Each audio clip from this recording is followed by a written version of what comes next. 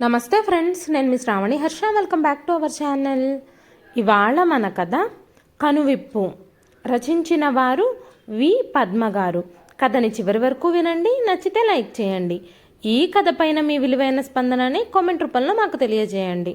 కొత్తవారు ఎవరైనా చూస్తున్నట్లయితే మన ఛానల్ని సబ్స్క్రైబ్ చేసుకోండి. అప్పుడు సమయం సాయంత్రం 5 గంటలు అయ్యింది. వల్లి షాపింగ్ బ్యాగులు తీసుకొని ఇయర్ ఫోన్స్లో పాటలు వింటూ ఇంట్లోకి వచ్చింది. తన వెనకాలే తన స్నేహితురాలు జయశ్రీ కూడా వచ్చింది.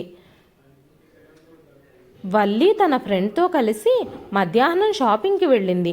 తిరిగి వచ్చేసరికి ఇంత సమయం అయ్యింది. షాపింగ్ బ్యాగ్స్ అన్నీ సోఫాలో పడేసి కాఫీ కప్తో ఎదురుగా వస్తున్న జానకి గారితో, అత్తయ్య గారు ఏం చేస్తున్నారు? మామయ్య గారి కోసం కాఫీ తీసుకెళ్తున్నారా? మామయ్య గారికి కాఫీ తర్వాత ఇవ్వచ్చు, కానీ నాకు చాలా తలనొప్పిగా ఉంది. నాకు, నా స్నేహితురాలికి మంచి స్ట్రాంగ్ కాఫీ, ఇంకా తినడానికి ఏమైనా స్నాక్స్ తీసుకొని నా రూమ్కి రండి అని చెప్పి తన రూమ్ వైపు వెళ్ళిపోయింది. జానకి గారు గబగబా కాఫీ తీసుకొని విశ్వనాథం గారి గదిలోకి వెళ్ళి భర్తకు కాఫీ ఇచ్చి వెనుదిరగబోతూ ఉండగా, విశ్వనాథం గారు, ఎక్కడికి వెళ్తున్నావు జానకి? కాసేపు ఇలా కూర్చో అన్నారు. లేదండి, కోడలు కాఫీ తీసుకురమ్మని చెప్పి గదిలోకి వెళ్ళిపోయింది. కోడలికి కాఫీ స్నాక్స్ ఇవ్వాలి, నేను వెళతాను అంటూ వెళ్ళిపోయింది. వెళుతున్న భార్య వైపు అలా చూస్తూ ఉండగా 3 నెలల క్రితం జరిగిన సంఘటన గుర్తొచ్చింది విశ్వనాథం గారికి. ఆ రోజు తన భార్య 65వ పుట్టినరోజు. తన కొడుకు సందీప్ ఇచ్చిన డబ్బులలో కొంత డబ్బుతో జానకి గారికి ఓ మంచి చీర కొన్నారు విశ్వనాథం గారు. ఎందుకంటే జానకి గారు 4-5 చీరలనే మార్చి కట్టుకోవడం ఎప్పటి నుంచో గమనిస్తున్నారు ఆయన. కానీ చీర కొనడానికి ఆయన దగ్గర డబ్బులు కానీ ఏదైనా సందర్భం కానీ దొరకలేదు. ఇప్పుడు ఆ సందర్భం వచ్చింది. వారి పెళ్ళైన మొదటి సంవత్సరం జానకి గారి పుట్టినరోజుకి విశ్వనాథం గారు పట్టు చీర కొనిచ్చారు. ఆ రోజు జానకి గారు ఎంతో సంబరపడిపోయారు. ఆవిడ కళ్ళల్లో ఆ రోజు చూసిన మెరుపుల్ని విశ్వనాథం గారు ఇప్పటికీ మర్చిపోలేరు. ఇంకా ఎన్నేళ్లు బ్రతుకుతాం? దేవుడు ఎప్పుడు పిలిస్తే అప్పుడు వెళ్ళిపోవాల్సిందే కదా. ఇప్పటికే వృద్ధాప్యంలో ఉన్నాం. నా భార్య పుట్టినరోజుకి ఈసారైనా ఒక చీర కొనాలి, తన కళ్ళల్లో సంతోషం చూడాలి అనుకుంటూ ఒక చీర కొనుక్కొచ్చారు విశ్వనాథం గారు. విశ్వనాథం గారికి ఒక కూతురు, ఒక కొడుకు. ఒక ప్రైవేట్ ఉద్యోగం చేస్తూ 2 పిల్లల్ని చదివించడానికి, వారి అవసరాలు తీర్చడానికే ప్రాధాన్యం ఇచ్చారు. కానీ తమ అవసరాలకు కానీ ఆనందాలకు కానీ పెద్దగా ప్రాధాన్యం ఇవ్వలేదు విశ్వనాథం గారు. జానకి గారిని పుట్టినరోజు సందర్భంగా సర్ప్రైజ్ చేయాలని చీర తీసుకుని గదిలోకి వెళుతూ ఉండగా కోడలు వల్లి ఎదురుగా వచ్చింది. చేతిలో ఏముంది? ఏం దాస్తున్నారు మామయ్య గారు అని అడిగింది. విశ్వనాథం గారు తడబడుతూ, ఈరోజు మీ అత్తయ్య పుట్టినరోజు, అందుకోసమే నేను ఒక చీర కొన్నాను అన్నారు. ఏంటి, పుట్టినరోజా? వయసు పైబడినా ఈ సరదాలకి మాత్రం ఏ లోటు లేదు. కాటికి కాళ్ళు చాపుకున్న మీకు పుట్టినరోజులు సరదాలు అవసరమా? ఏది ఆ చీర ఇవ్వండి. అసలు ఈ చీర కొనడానికి మీకు డబ్బులు ఎక్కడి నుంచి వచ్చాయి? ఈ చీర ఎంత అయింది అంటూ మామగారిని అడిగింది. సందీప్ ప్రాజెక్టు పని మీద ఊరికెళ్ళేటప్పుడు ఖర్చులకు ఉంటాయని నాకు 2,000 రూపాయలు ఇచ్చి వెళ్ళాడు. అందులో 1,000 రూపాయలు పెట్టి ఈ చీర కొన్నాను అన్నారు విశ్వనాథం గారు. ఆ మాటలకు వల్లి, డబ్బులేమైనా చెట్లకు కాస్తున్నాయా? 1,000 రూపాయలు పెట్టి అత్తగారికి ఇప్పుడు చీర కొనడం అంత అవసరమా? ఆ చీర ఇలా ఇవ్వండి అంటూ విశ్వనాథం గారి చేతుల్లోంచి ఆ చీరని లాక్కుంది. విశ్వనాథం గారు 2 చేతులు ఎత్తి కోడలికి దండం పెడుతూ, అమ్మా, ఎంతో ప్రేమగా నేను జానకి కోసం ఆ చీర కొన్నాను, దయచేసి ఆ చీర నాకు ఇచ్చేయమ్మా అన్నారు. ఆ మాటలకు వల్లి కోపంగా పళ్ళు బిగిస్తూ మామగారి వైపు చూసింది. ఇంకా ఏం మాట్లాడలేని విశ్వనాథం గారు అక్కడి నుంచి కన్నీళ్లు పెట్టుకుంటూ తన గదిలోకి వెళ్ళిపోయారు. కోడలికి విశ్వనాథం గారికి మధ్య జరిగిన సంభాషణ అంతా విన్న జానకి గారు బాధగా రూమ్లోకి వచ్చిన భర్త దగ్గరకు వెళ్ళి తన ఒడిలో తల పెట్టుకొని చాలాసేపు ఏడుస్తూనే ఉన్నారు. నా కోసం మీరు ఈరోజు కోడలి దగ్గర మాటలు పడాల్సి వచ్చింది. దీనంతటికీ కారణం నేనే.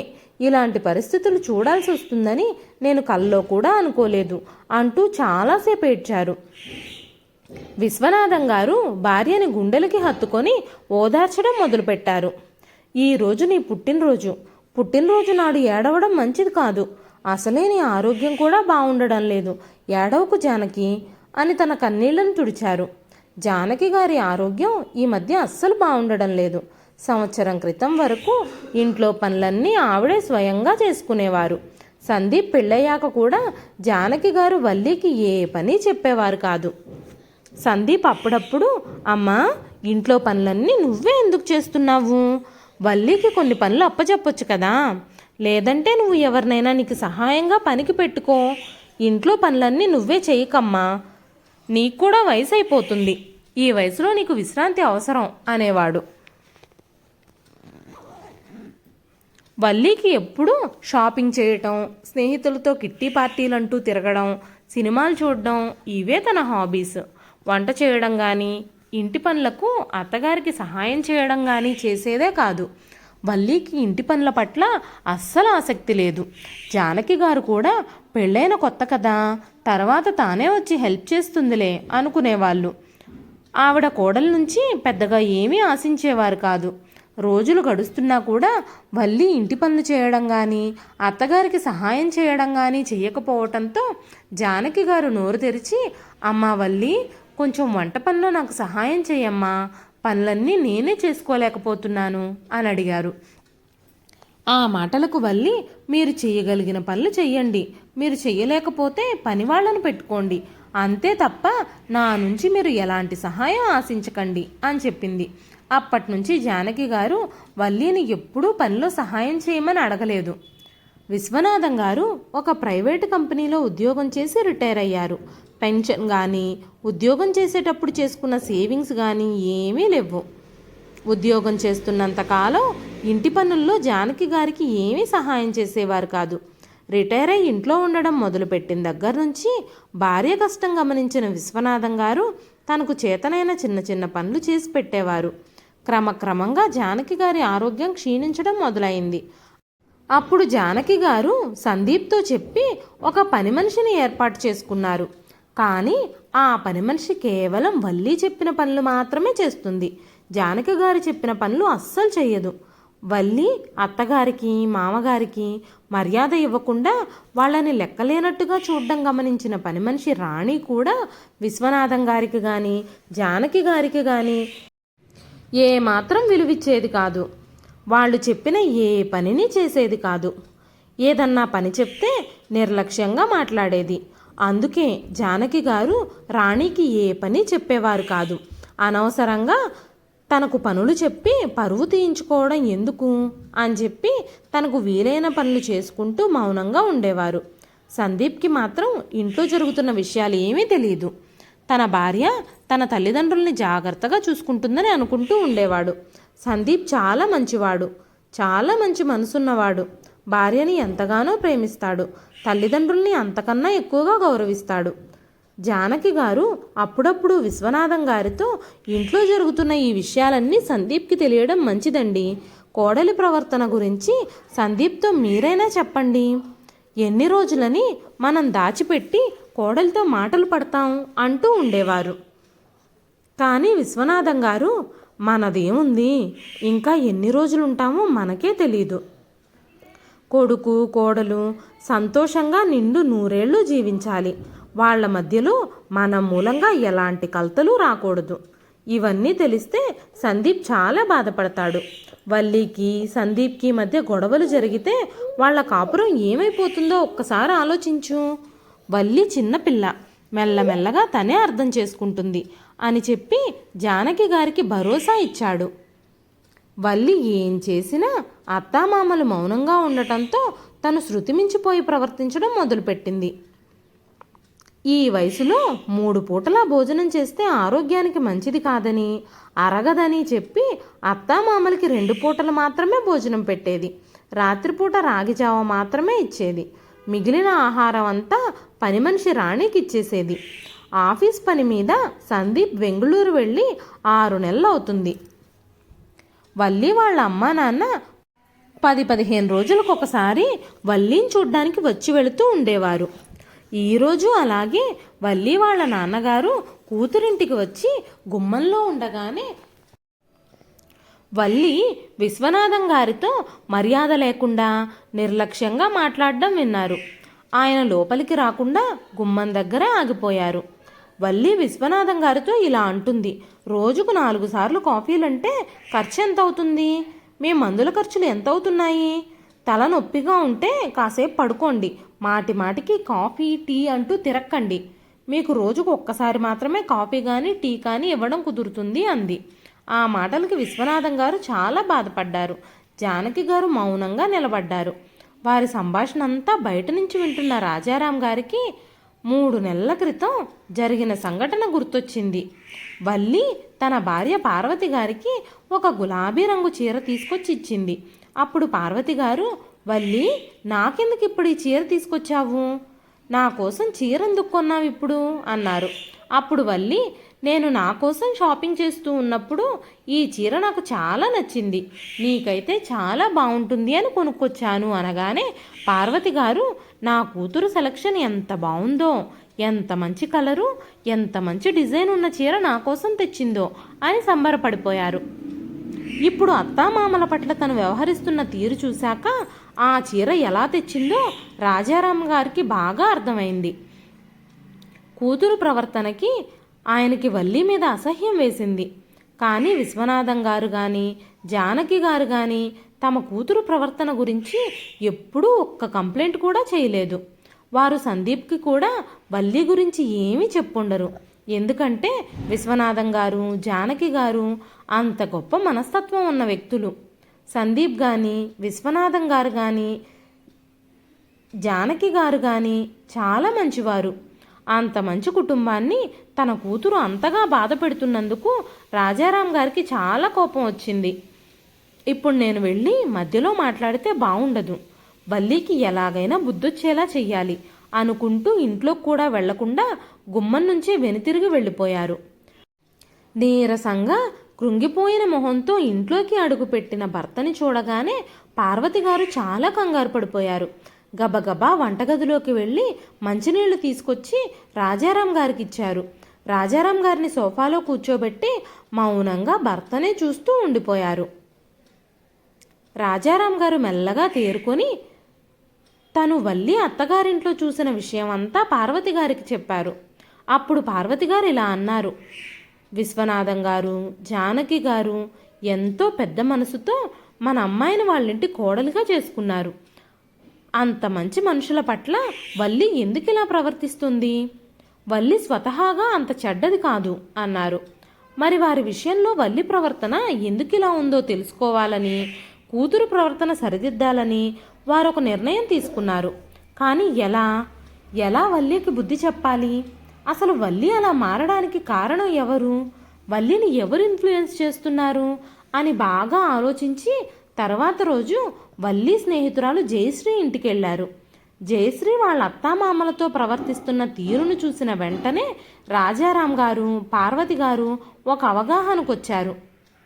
తనను ఏమీ అడగలేక అడగాల్సిన అవసరం లేదు అనుకొని తమ కూతురు ప్రవర్తనకి గల కారణాలేమిటో వెంటనే అర్థం చేసుకున్నారు. ఆ సమస్యకు వెంటనే ఒక ముగింపు పలకాలని నిర్ణయించుకున్నారు. విశ్వనాథం గారు జానకి గారు తమ కూతురు వల్ల అన్ని బాధలు అనుభవిస్తున్నారు, దానికి ఎలాగైనా ముగింపు చెప్పాలి. అత్తమామల పట్ల వల్లికి ఆదరణ గౌరవం ఏర్పడేలా చేయాలి అనుకున్నారు. ప్రతి సంవత్సరం దీపావళి పండుగ రాజారాం గారు చాలా గ్రాండ్గా జరిపిస్తారు. చుట్టాల్ని బంధువుల్ని స్నేహితుల్ని అందరినీ పిలుస్తారు. తమ కూతురికి బుద్ధి చెప్పేందుకు ఆ పండగని అవకాశంగా ఉపయోగించుకోవాలని నిర్ణయించుకున్నారు. దీపావళికి ఇంకా వారం రోజులు ఉందనగా రాజారాం గారు పార్వతి గారు కూతురింటికి వెళ్లారు. గుమ్మంలోనే ఎదురొచ్చిన విశ్వనాథం గారిని రాజారాం గారు కౌగిలించుకున్నారు. బావగారు బావున్నారా అంటూ పరామర్శించారు.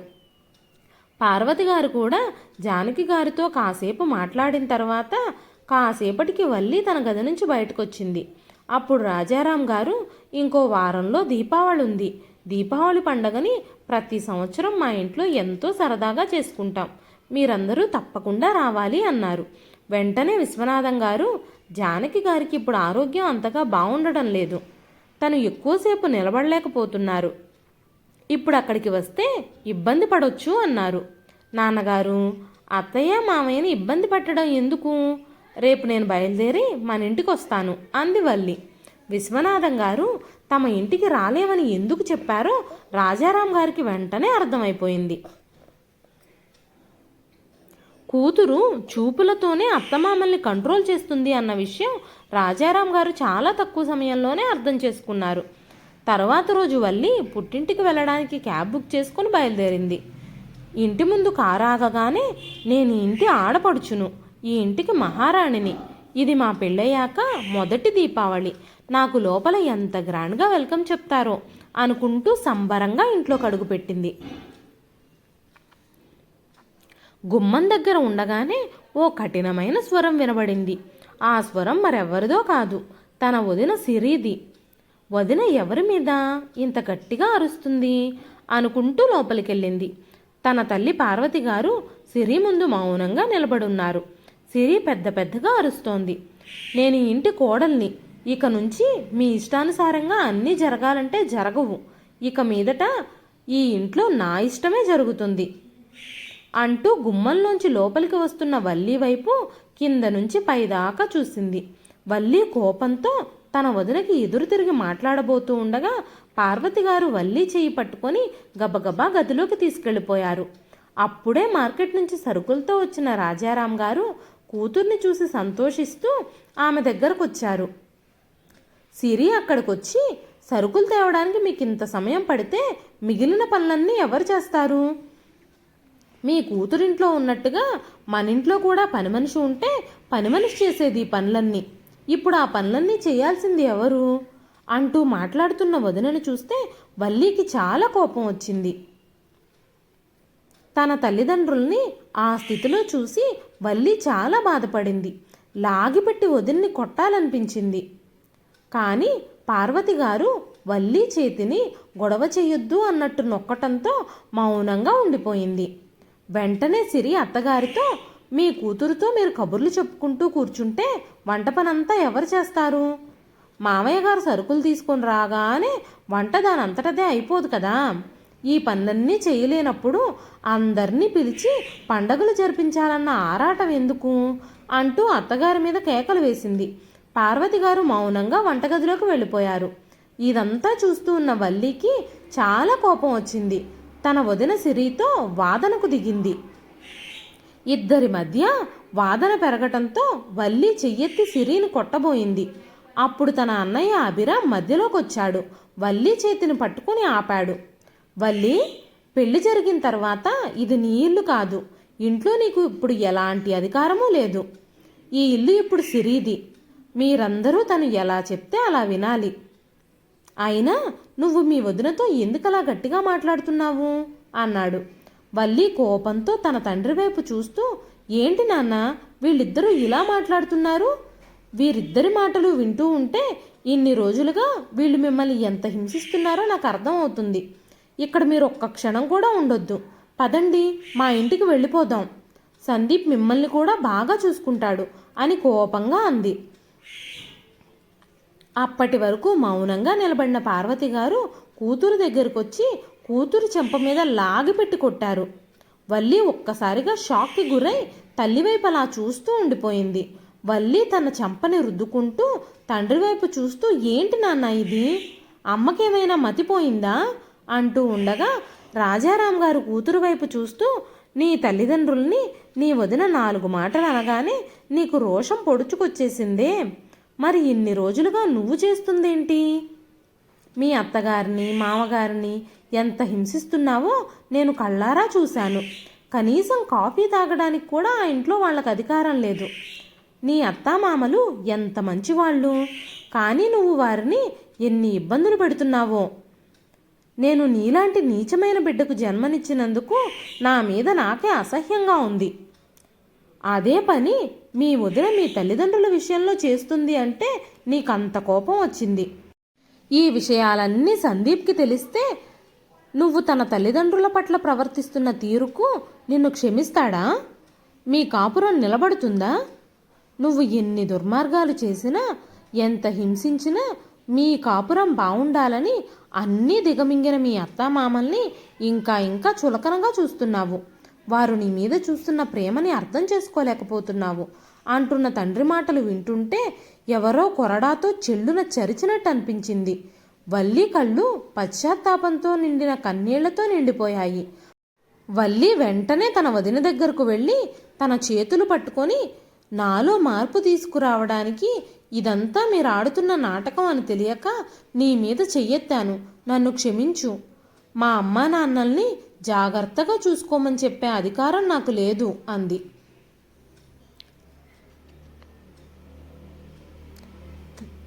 తల్లిదండ్రుల చేతులు పట్టుకొని, సందీప్ చాలా మంచివాడు, వారి తల్లిదండ్రులను నేను జాగ్రత్తగా చూసుకుంటున్నానని నమ్ముతున్నాడు.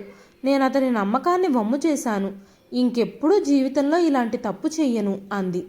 మళ్ళీ తన తల్లిదండ్రుల వైపు చూస్తూ, మనం చేసిన కర్మ ఎప్పటికీ మనకే తిరిగి వస్తుందని నాకు అర్థమైంది. మీరందరూ నన్ను క్షమించండి.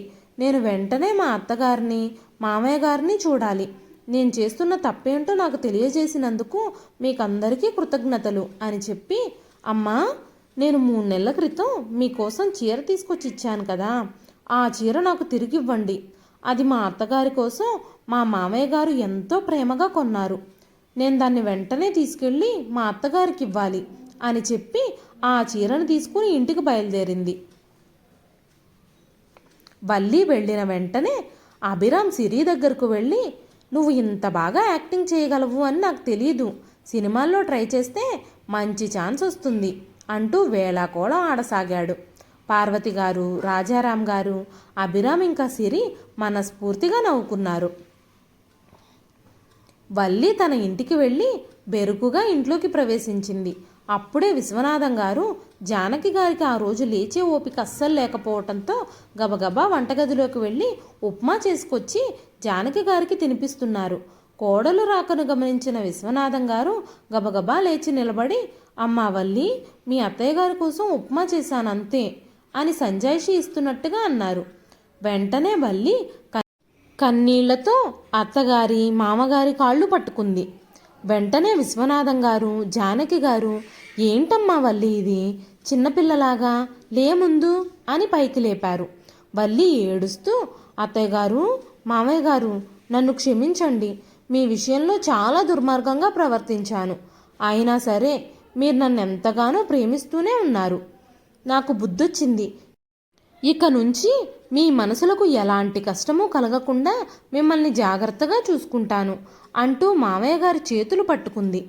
అమ్మా వల్లి, నువ్వు సందీప్ మాకు వేర్వేరు కాదు, మీ ఇద్దరిని మేము ఒకేలాగా ప్రేమిస్తున్నాం. మీరిద్దరూ సంతోషంగా ఉండాలని మా కోరిక అని వాళ్ళు వల్లి కన్నీళ్లు తుడుస్తూ చెప్పారు.